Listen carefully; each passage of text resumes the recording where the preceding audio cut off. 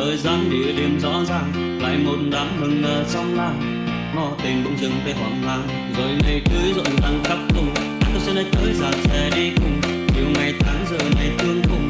Mà lòng cay cay cay, giờ em đã làm ơn người ta. Áo trắng cô dâu cầm hoa, em tung cái thành niên hòa ca. Vài ba đứa lên khách theo hay là thành đám cưới anh với người ta. Anh biết rõ anh mà ra, tình yêu anh hay xa càng xa. Buồn phải la lắng, nghĩ nhiều chuyện trong đời, anh thấy lòng càng rối bời. Liệu ngày đó nhiệt tình ngỏ lời, chúng ta lên nhau chưa em đâu. Đành bỏ phó mặt ở duyên trời, nhưng trong tâm anh tránh hàng tại sao rồi. Một người đứng một người không đợi thì anh tìm ai.